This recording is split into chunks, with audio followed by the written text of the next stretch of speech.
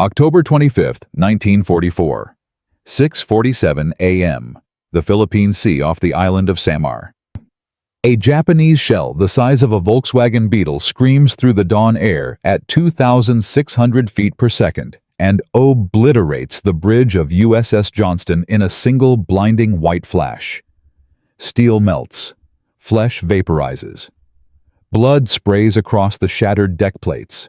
Commander Ernest Evans, half-blinded, his left hand torn off at the wrist, refuses to leave his post. He wraps the bloody stump in a battle dressing, staggers back through the smoke to the helm, and screams the command that will define naval history forever.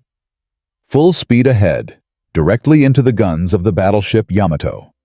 72,000 tons of Imperial Japanese steel, the largest warship ever built by human hands. Main guns that could hurl a shell 18 miles and punch through 12 inches of armor plate. And Evans was charging it with a ship that cost less than a Manhattan apartment building. Don't forget to hit like, subscribe, and turn on notifications so you never miss our next thrilling story. Join us as we uncover more forgotten heroes, shocking battles, and inspiring moments from the past. Here is the part that should stop your heart. He was winning. 4 tiny American warships the U.S. Navy itself had refused to build were about to make the Imperial Japanese Navy turn around and run. And none of it would have happened without one unknown engineer, one notebook full of rejected sketches, and an idea the admirals called absolutely insane. To understand what happened off Samar, you have to go back 4 years, back to London, back to the worst year of the war when the British government was genuinely seriously preparing for the possibility that they would lose the entire conflict, not on the beaches, not in the skies, but somewhere in the cold black water of the North Atlantic. The numbers in 1940 were staggering in the worst possible way. German U-boats were sinking Allied merchant ships faster than shipyards could replace them. In June 1940 alone, 284,000 tons went to the bottom. In September, 295,000 tons. Every single week, ships loaded with food, fuel, ammunition, and raw materials left Halifax and New York and simply never arrived. Every week, men froze to death in water so cold that survival without a life jacket lasted minutes. The math was brutal and simple. If Britain could not receive supplies, Britain would fall. Not by invasion, by starvation. Winston Churchill later wrote that the only thing that ever truly terrified him during the entire war was the U-boat peril. He meant it literally. The Royal Navy needed escort ships vessels whose only job was to hunt submarines and kill them before they could rip apart a convoy. But every single destroyer in the fleet was already committed elsewhere. Every hull spoken for. Destroyers took over a year to build. They cost a fortune. They were designed for high-speed fleet battles, not the slow, grinding, patient work of hunting submarines across a freezing ocean. The Royal Navy begged for help. The Americans sent convoys. Submarines sank them anyway. British sailors drowned. British cities went hungry. Fuel rationing tightened. Industry slowed. The noose was closing one torpedo at a time. Previous solutions had failed catastrophically. Q-ships disguised as merchants had been outmaneuvered and sunk. Air patrols had range gaps in the mid-Atlantic, where U-boats hunted freely in what German crews called the Black Pit. Depth charges missed it 19 times out of 20. Every week, the Admiralty in London reviewed loss reports that read like funeral programs. The convoy system was hemorrhaging. But everything was about to change because of one man nobody had ever heard of. A Navy captain carrying a notebook full of numbers that would infuriate every admiral who read them. Captain Edward L. Cochrane arrived in London in the middle of this disaster and studied the problem with the methodical calm of an engineer who simply refused to accept that no solution existed. Cochrane was not a famous man. He was not a decorated combat hero. He was not a battleship admiral or a charismatic fleet commander. He was the kind of officer who walked into meetings with notebooks full of specifications, who spoke to shipyard welders and riveters as easily as he spoke to admirals, who believed that nearly every tactical problem was really an engineering problem wearing a uniform. He had spent his entire career in the unglamorous corners of naval architecture, stability calculations, hull resistance curves, welding techniques, propulsion efficiency. the boring pages in the back of the textbook that most officers skipped, and that background gave him something the battleship admirals did not have. He could look at a shipyard and see not the warship coming out of it, but the time it took to build the steel. It consumed the workers, it required the bottleneck it created. Where other men saw ships, Cochrane saw mathematics. He walked the docks in Liverpool and Portsmouth. He read British attack reports until his eyes burned. He talked to merchant captains pulled out of burning ships. He watched widows read telegrams. He understood in a way that the Bureau of Ships in Washington absolutely did not, that the Atlantic was not a battlefield. It was a meat grinder, and the only way to stop a grinder is to feed it so many ships that the teeth break. Then one night, hunched over a Royal Navy attack analysis, in a freezing London office with the blackout curtains drawn and the air raid sirens whining in the distance, Cochrane saw it. The entire U.S. Navy had been asking the wrong question.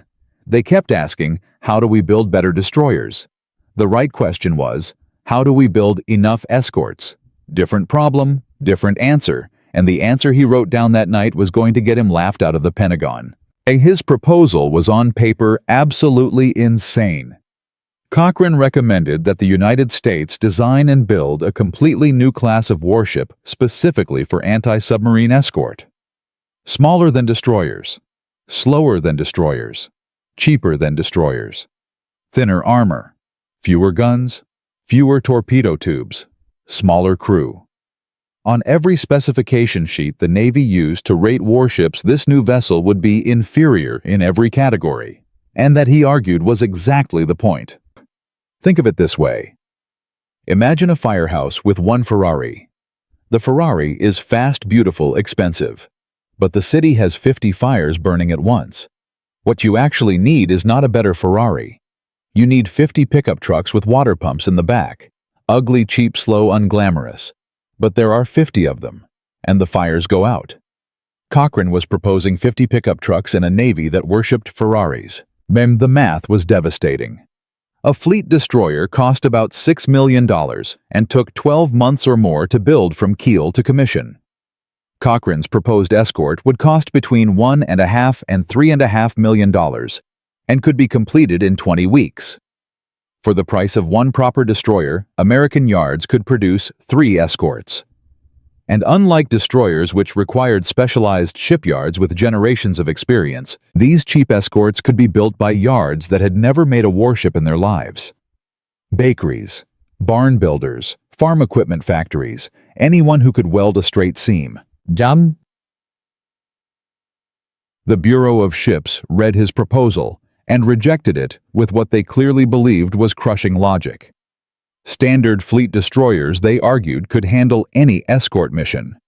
Building a separate class of deliberately inferior ships would waste industrial resources without delivering any real tactical advantage.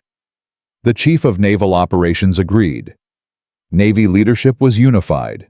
In hallways and wardrooms, senior officers started calling the proposed ships toy destroyers and second-class vessels.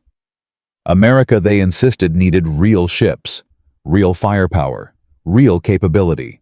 The proposal was dead.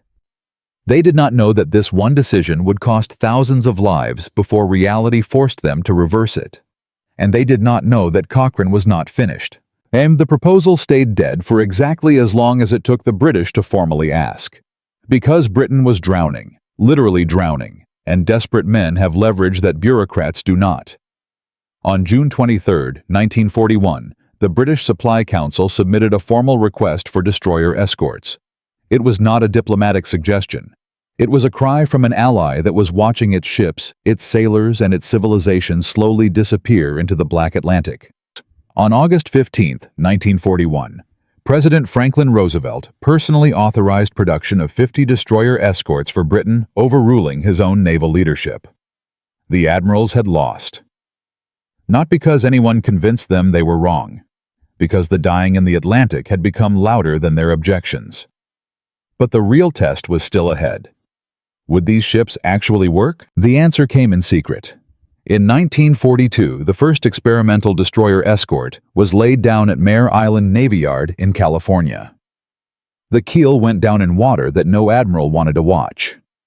Workers who had never built a warship in their lives welded hull plates while senior officers quietly predicted disaster. The ship would be too slow, too fragile, too lightly armed. The crews would die and the Navy would look ridiculous. And every night, lists of dead merchant sailors kept landing on Roosevelt's desk. The first trials took place under brutal conditions in the cold winter Atlantic off Newfoundland. Sea State 6. 4 to 6 meter waves. Wind screaming at 50 knots.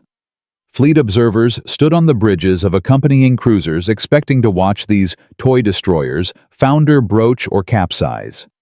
Instead, they watched them hold. The little ships rode through seas that would have forced a fleet destroyer to slow down.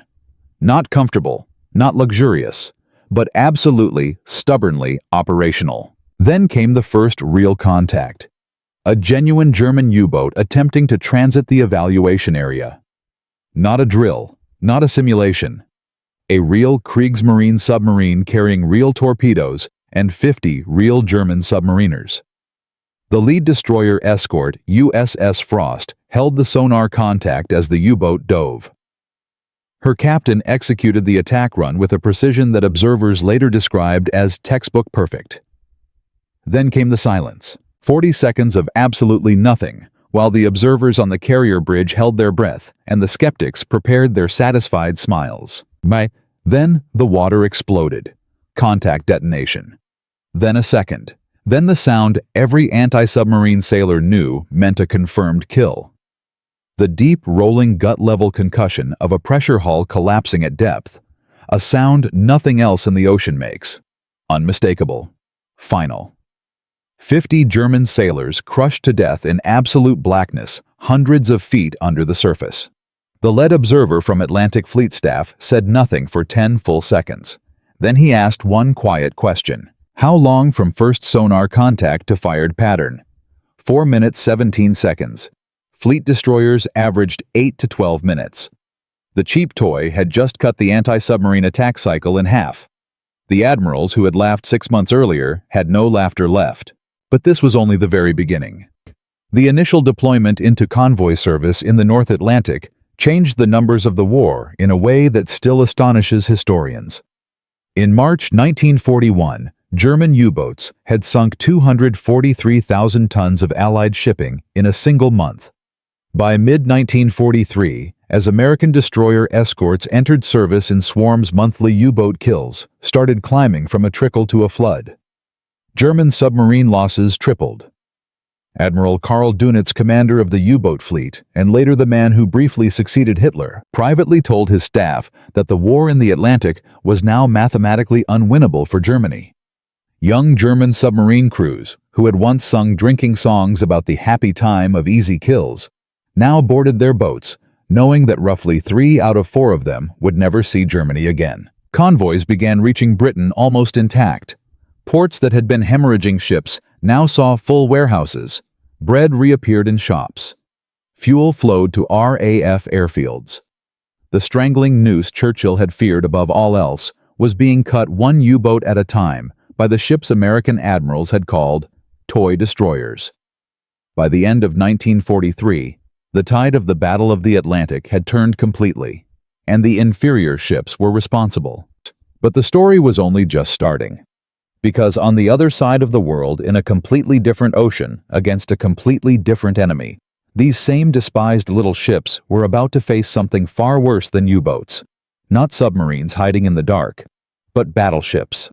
The largest warships ever built, firing at point-blank range in broad daylight with destroyer escorts caught in the open and no help coming for hours. 563 destroyer escorts would eventually be built. 11 would be lost in the entire war.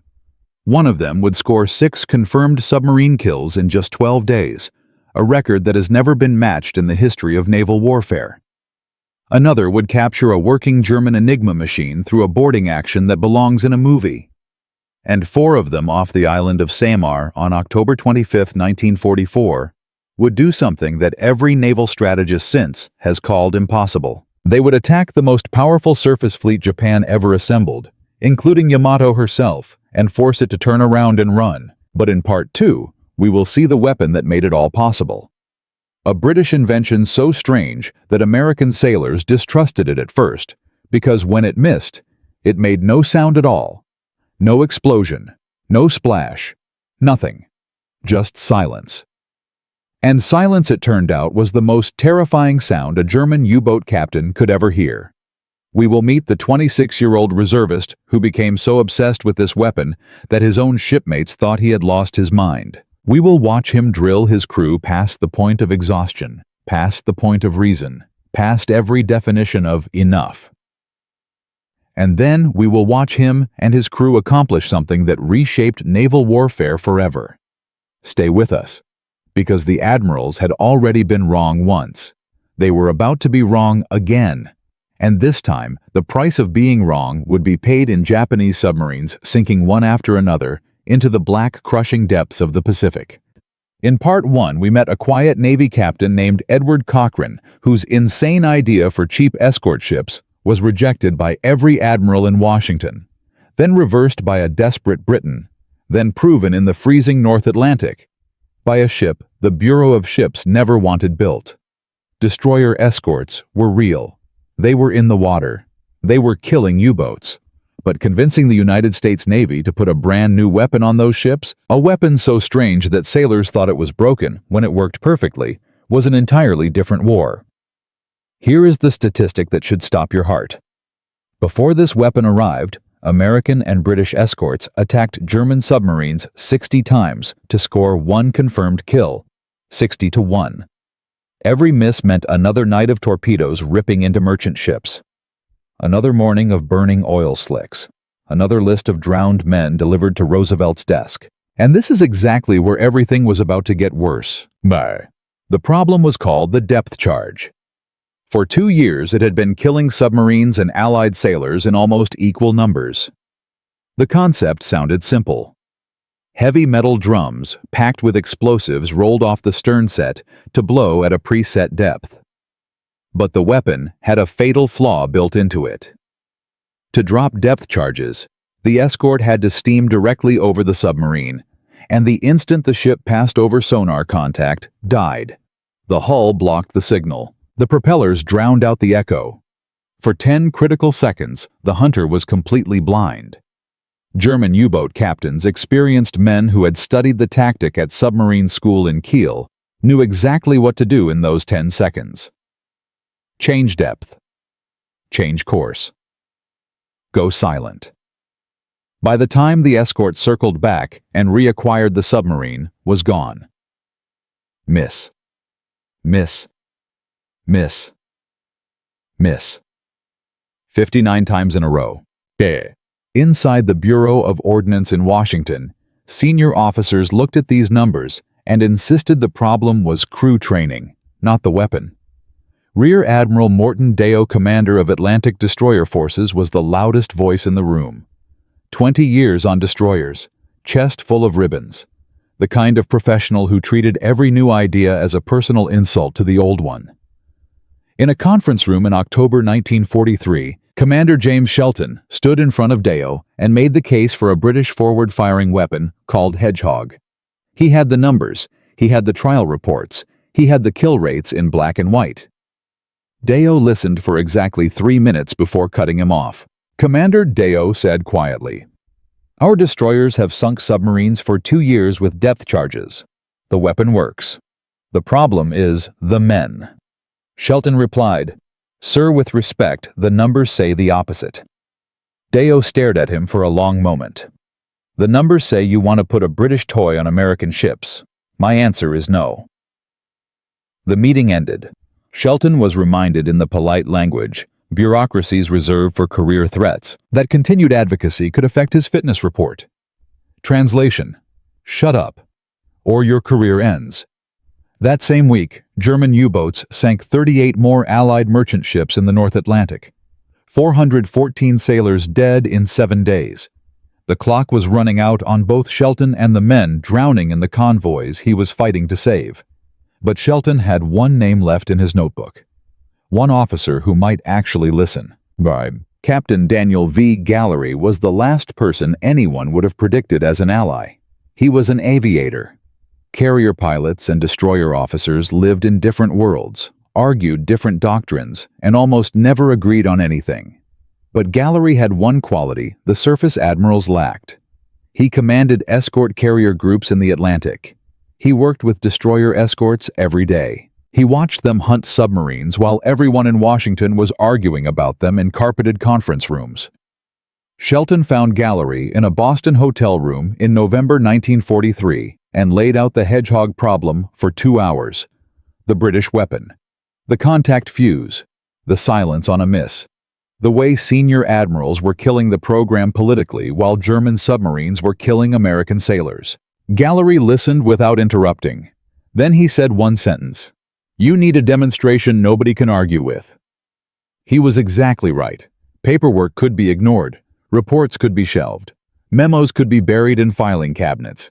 But a live fire test conducted under real combat conditions observed by Atlantic Fleet staff with numbers recorded in real time could not be erased.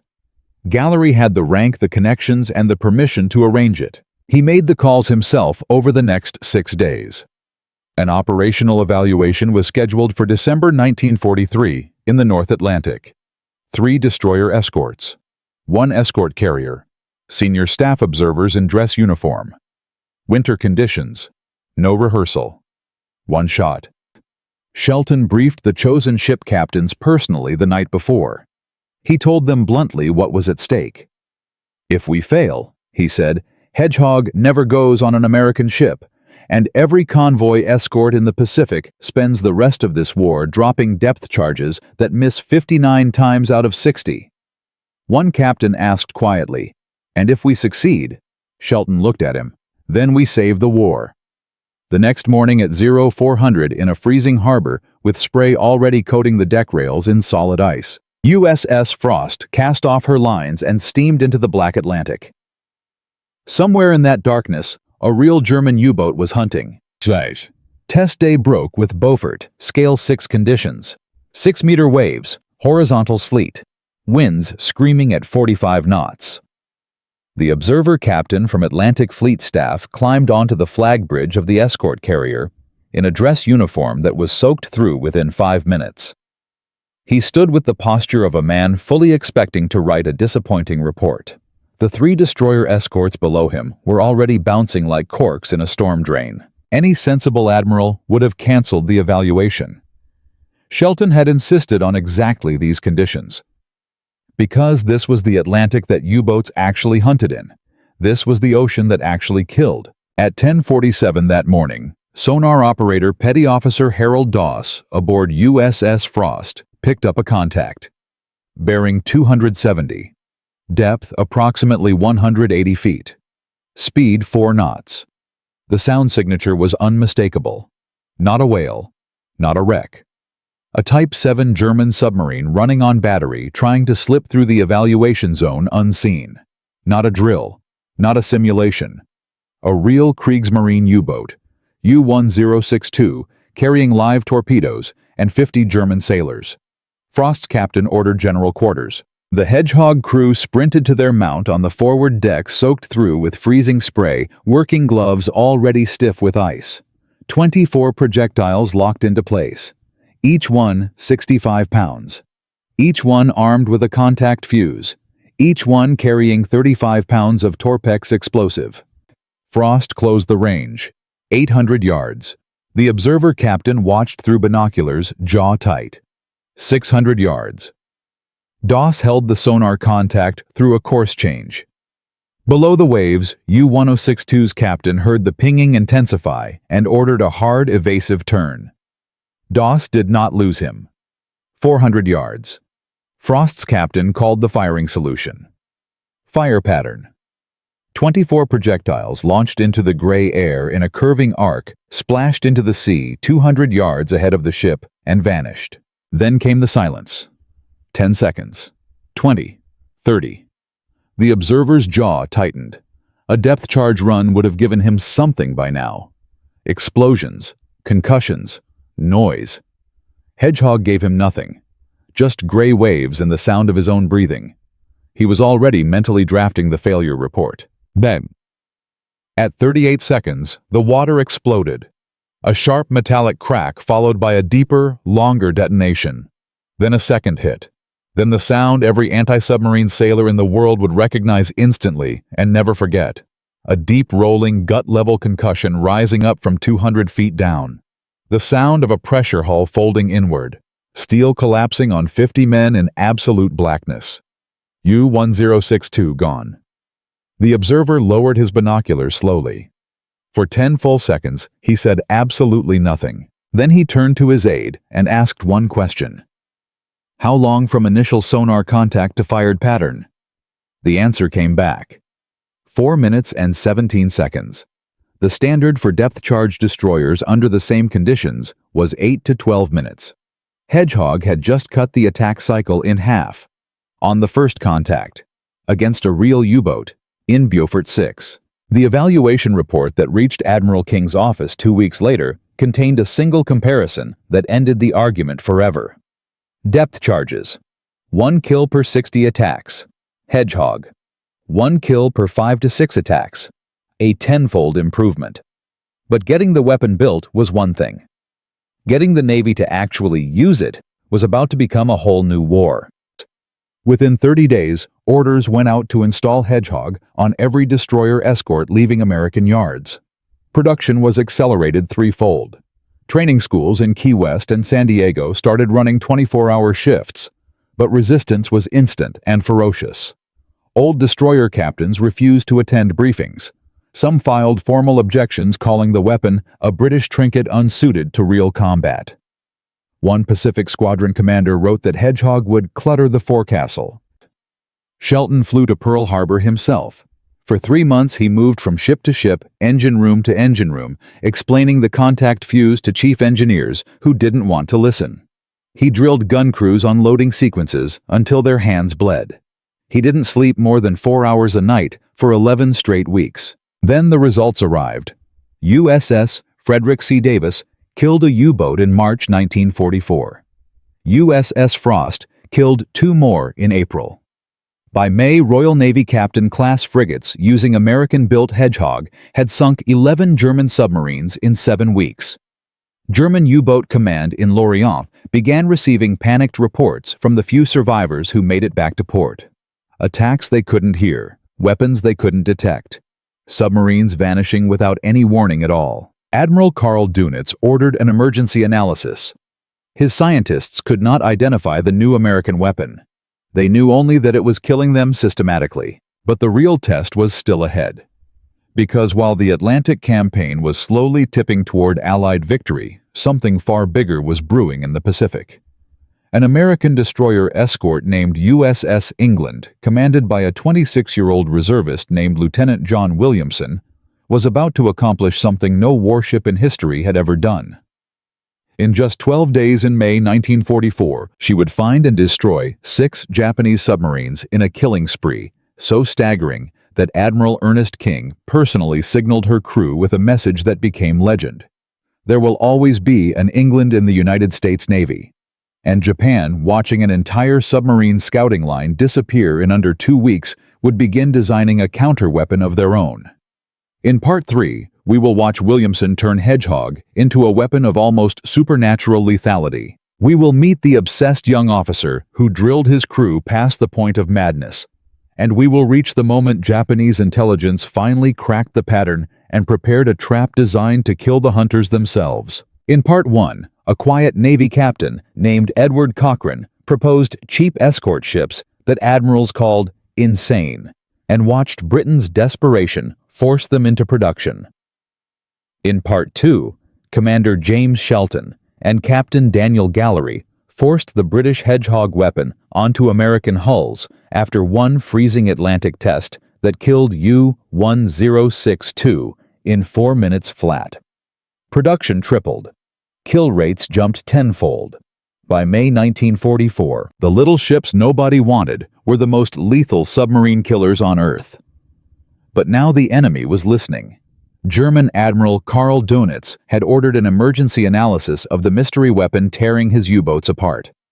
In Tokyo, Admiral Soemu Toyoda was positioning submarines across the Pacific that he believed were invisible to American escorts. Here is the statistic that should stop your breath. In the next 12 days, one American destroyer escort was about to kill 6 Japanese submarines in a row, a record that has never been matched, before or since, and this was no longer a test. The shockwaves inside Imperial Japanese Naval Headquarters hit hard in early 1944. Intelligence officers studying engagement reports from the handful of U-boat survivors Germany had shared noticed something impossible. Submarines were dying without warning. No depth charge rumbles, no circling destroyers. Just silence, then death. Admiral Toyota convened an emergency session in Tokyo in April 1944 with his chief anti-submarine advisors. The numbers on the table were brutal. Japanese submarine losses had climbed 240% in 6 months. 23 boats gone since January. Entire crews vanished into the Pacific trenches without sending a single distress signal. The American hunter-killer groups were finding submarines the Imperial Navy believed were undetectable, attacking them from angles no weapon should reach, and killing them on the first or second pass. Japanese naval scientists at Yokosuka requested captured American equipment. They got nothing. They studied German reports on Hedgehog and understood the contact fuse principle immediately. The admirals in Tokyo were shaken. One senior staff officer wrote privately that the Americans had changed the mathematics of submarine warfare while Japan was still using 1941 tactics. Toyota ordered a desperate countermeasure. 7 submarines designated Scouting Line NA would deploy in a crescent across the western approaches to the Admiralty Islands. Their job was simple. Spot the American fleet radio, the sighting, then dive and survive. 7 boats, 7 pairs of eyes. The defensive nervous system for the entire Marianas campaign. Toyota believed the line would last for weeks. It would last for 12 days. And while Japan was panicking, a different crisis was building inside the American program. The very success of Hedgehog was creating unexpected problems. By April 1944, 3 separate destroyer escorts had reported Hedgehog misfires on live attack runs. 2 of those misfires caused deck casualties. 1 man lost a leg. Another died. Atlantic Fleet Headquarters opened a formal inquiry in Norfolk. The preliminary finding, leaked through the gossip pipeline before official release, suggested that Hedgehog was unreliable under sustained operational stress. The old depth charge admirals smelled blood. At a Pacific Fleet staff meeting in May 1944, a senior destroyer squadron commander stood up and formally recommended suspending Hedgehog deployment until a revised loading protocol could be certified. 1 vote away from becoming policy. Shelton got the news by cable in Pearl Harbor and didn't sleep for 3 days. He pulled maintenance logs from all 3 ships. He interviewed surviving crew members. He traced the loading sequences step by step. What he found made his hands shake. Every single misfire had happened on a crew that hadn't drilled Hedgehog loading procedures in over 96 hours. The problem wasn't the weapon. The problem was that the Navy had expanded deployment faster than it had expanded training. Shelton wrote a 2-page technical memo at 3 a.m. in a cramped office overlooking Battleship Row. He proposed mandatory Hedgehog drills every 72 hours, regardless of operational tempo. He presented both the analysis and the revised schedule to the Inquiry Board on May 28, 1944. The suspension recommendation was withdrawn. The new drill schedule was adopted fleet-wide within 48 hours. But the episode had cost him something real. 6 weeks of momentum. 6 weeks of whispered doubt in officer clubs from San Diego to Norfolk. Some admirals now looked at him the way men look at salesmen who oversell a product. Shelton knew exactly what he needed next. He needed a single engagement so devastating that nobody could doubt Hedgehog again. He didn't know it yet, but that engagement was already beginning 3,000 miles west of Pearl Harbor, aboard a ship commanded by a 26-year-old reservist whose obsession with Hedgehog drills his own shipmates considered borderline insane. USS England Destroyer Escort Hull, number 635, was commissioned on December 10, 1943. Her executive officer was Lieutenant John Williamson. Before the war, he had been an ordinary civilian. Now he drilled his Hedgehog crew for 8 hours a day, 7 days a week. Loading sequences, attack geometries, firing intervals. He ran the crew until their hands moved faster than their thinking. Other officers openly called it excessive. Williamson simply ignored them. May 19, 1944. 6:34 a.m. Sonar contact. Japanese submarine. I-16 carrying rice and ammunition to the garrison on Bougainville. Williamson ordered the attack run. 500 yards. 400. 300. Fire pattern. Silence. Miss. 5 complete Hedgehog runs. On the 5th salvo, 2 contact detonations. Then, the deep, rolling, unmistakable sound of a pressure hull failing at 350 feet. I-16 and 107 men gone. May 22nd, 3 days later. Sonar contact. Submarine RO-106. Williamson ran the attack in 3 minutes 42 seconds. First pattern missed by 15 yards. Second pattern detonated. Kill confirmed. May 23rd. Submarine RO-104. USS George and USS Raby attacked first. 9 Hedgehog runs between them. 0 hits. RO-104 was slipping away. England was ordered in. Williamson held sonar contact through 2 evasive turns. 2 salvos. Kill confirmed. May 24th. Submarine R-0116 surfaced unexpectedly at dawn to recharge batteries. Radar caught her before she could submerge. England closed at 24 knots. 1 pattern.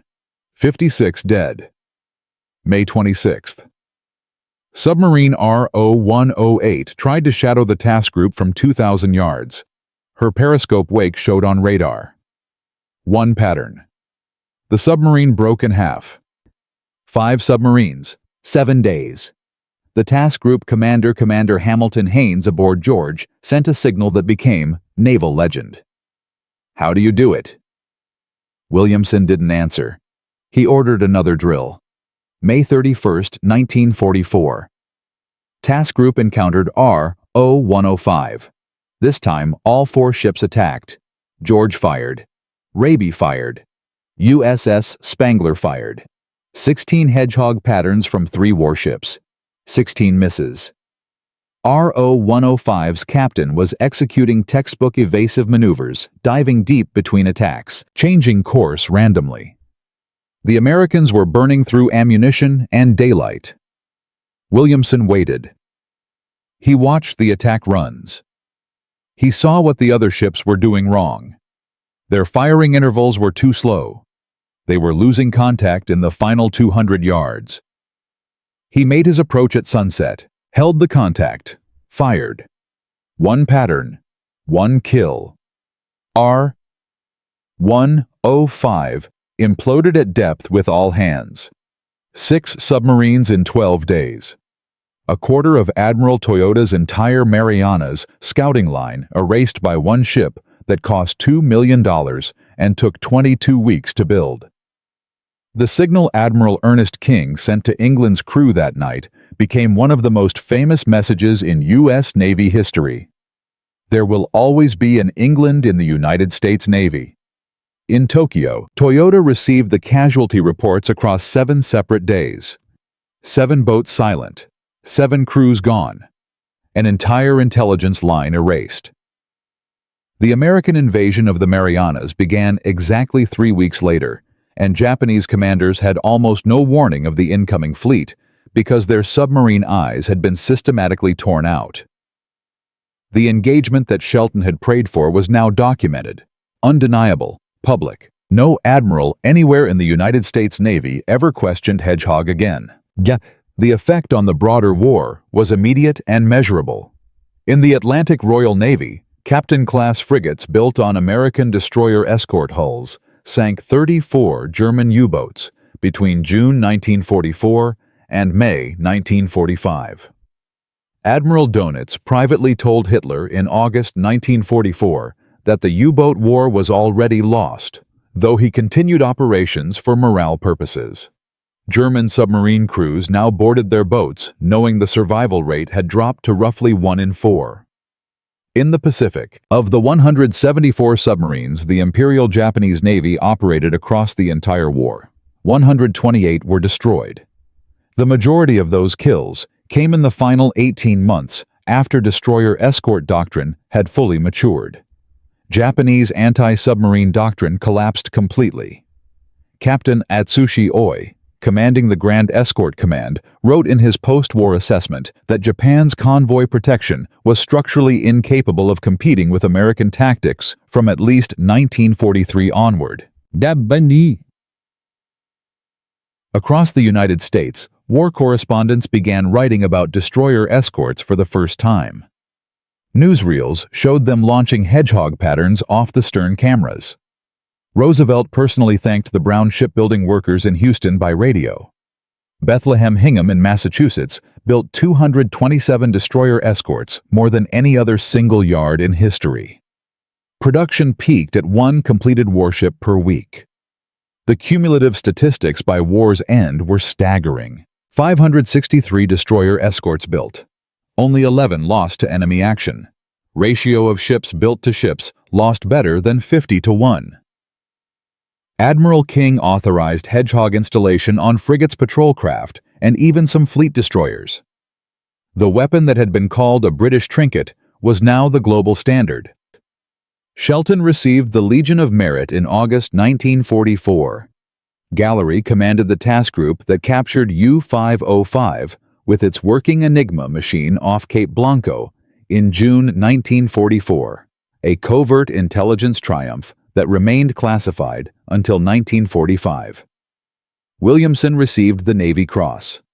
England received the Presidential Unit Citation.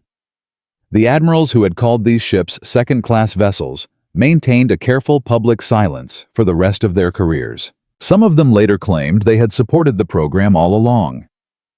The paper trail in the National Archives says otherwise. Every formal objection is still on file. Every rejected memo. Every conference room vote. The men who had tried to kill the program could not erase what they had written. They could only hope nobody would read it. The war was being won. The doctrine had triumphed. The ships nobody wanted were the ships that were winning the oceans. But the real question of this story had never been whether Hedgehog would succeed. The real question was, what would happen to the men who had built the victory when the victory arrived? Because this is the part of the story that almost no one tells. Cochrane Shelton Williamson Gallery, the engineer with the notebook, the commander who risked his career, the reservist who drilled his crew to madness, the aviator who broke the rules to stage 1 test, the men whose names should be on monuments, on ships, on bronze plaques, in naval academies. What happened to them after the war? Where did their recognition go? In Part 4, we meet the almost unbelievable final chapter. The quiet post-war years. The forgotten retirement ceremonies. The 22-year-old gunner's mate named Paul Henry Carr from Chakotah, Oklahoma, who died at his battle station off Samar holding a shell in his arms. And we will ask the question this entire story has been building toward. Why did history almost forget the men who won the Atlantic? The story has one last chapter. The one almost nobody knows. In Part 1, a quiet Navy captain named Edward Cochrane proposed cheap escort ships that admirals called insane. In Part 2, Commander Shelton and Captain Gallery forced the Hedgehog weapon onto American hulls after one freezing test that killed U-1062. In Part 3, USS England destroyed 6 Japanese submarines in 12 days, and Admiral King signaled words that became legend. The ships nobody wanted had won the oceans. But the cliffhanger from Part 3 left one question hanging. What happened to the men who built it? Here is the truth. Almost nobody tells. Most of them were never famous. Most of them never got rich. Most of them went home to ordinary lives carrying extraordinary secrets in their pockets. And some of them, the best of them, never went home at all. Because success, it turned out, came with a price that history rarely measures. When the surrender papers were signed aboard USS Missouri on September 2, 1945, Edward Cochrane was still wearing a naval uniform in a Washington office. The man whose notebook had started everything in 1940 did not attend the ceremony. He was busy writing procurement reports. He had risen steadily through the ranks to vice admiral. He retired quietly in 1947.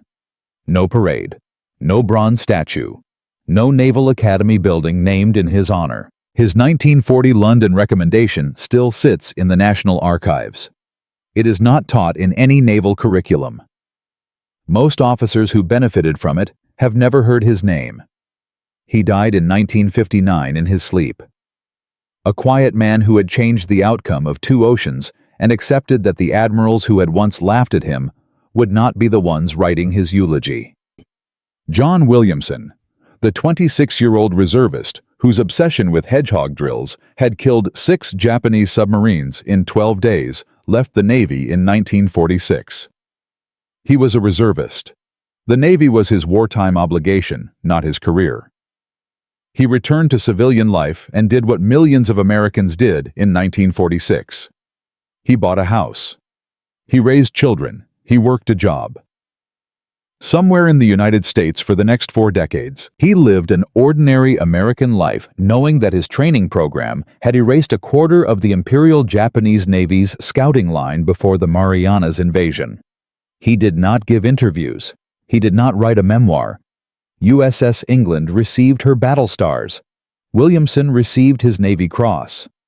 And then everyone moved on, including him. Whether he ever regretted the silence is something no document in any archive can tell us. Miso. James Shelton retired as a Rear Admiral in 1958. He never wrote a book. He gave one interview to a Navy historian in 1967. The transcript runs 11 pages. When asked how it felt to have been proven right about Hedgehog Shelton, reportedly said, "Being right was never the point. Staying alive was the point. Keeping the convoys alive was the point." Then he changed the subject.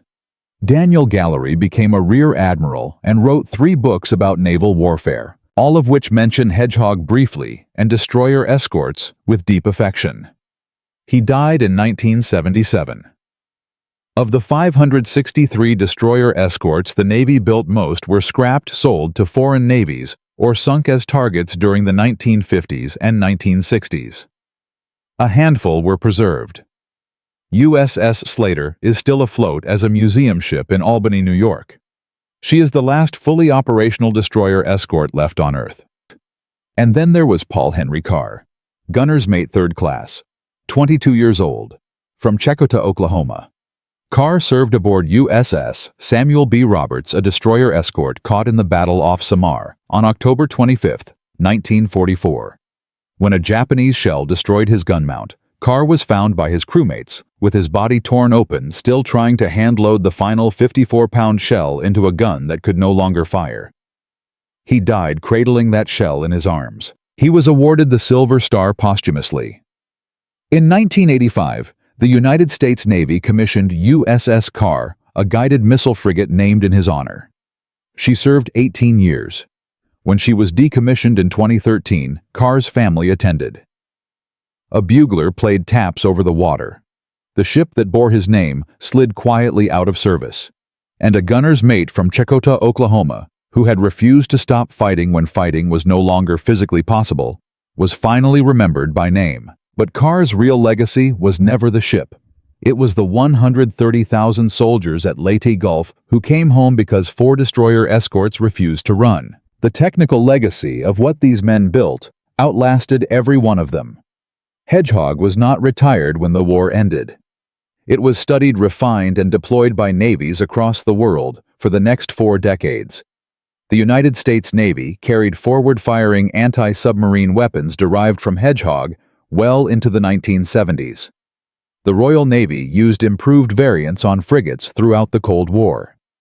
The Soviet Navy, which had access to captured German analysis of Allied tactics, developed the RBU 6000, a 12-barrel rocket launcher, operating on the same contact fuse principle Commander Charles Goodeve had identified in a cramped London lab in 1942.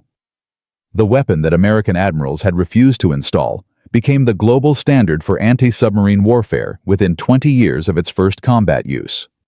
The destroyer escort hull itself proved so operationally sound that the United States Navy built variations of it continuously from 1943 through the end of the Cold War. The Oliver Hazard Perry-class frigates that guarded American convoys in the Persian Gulf in the 1980s were direct institutional descendants of the Buckley and Cannon classes. Different technology, different weapons, same fundamental strategic concept.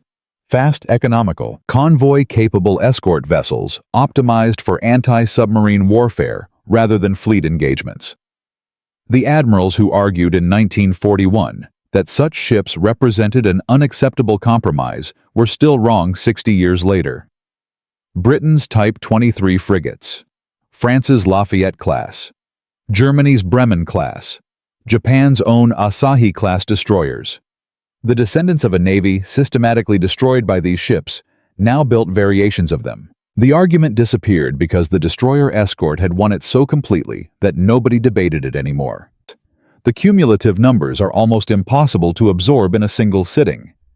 563 destroyer escorts built. Only 11 lost to enemy action. 128 Japanese submarines destroyed during the war. 34 German U-boats killed by Royal Navy frigates on American hulls. 1 confirmed submarine kill for every 5 to 6 Hedgehog attacks, compared to 1 per 60 with depth charges. 6 submarines killed by a single ship in 12 days, a record still unmatched. And perhaps the hardest number to measure, hundreds of thousands of merchant sailors, soldiers and civilians who arrived safely at ports, beaches, and supply depots because cheap ships nobody wanted had kept the oceans open. The lesson historians extract from this story is usually framed as a lesson about institutional resistance to innovation. And that framing is correct as far as it goes. Large organizations resist change because change means uncertainty, and uncertainty means risk. And risk is what institutions exist to minimize. The Bureau of Ships was not populated by fools. Admiral Deo was not an incompetent officer. They were experienced professionals applying rigorous analysis to a new proposal. They reached the wrong conclusion because their analysis was built on assumptions the Atlantic had already invalidated. Their framework said, judge a warship by its performance against other warships. The Atlantic said, judge an escort by its ability to keep submarines away from convoys. Different problems. Their framework asked the right question about the wrong problem. But the deeper lesson is not about institutions. It is about what happens when someone refuses to accept the institutional conclusion. Cochrane kept advocating through every channel available until Britain's desperation created the leverage that overrode his own leadership. Williamson drilled his crew past the point where his colleagues thought reasonable and discovered that in war there is no such point. Shelton argued past career warnings because the mathematics mattered more than his fitness report. Gallery broke protocol to stage a test the admirals could not explain away. 4 men.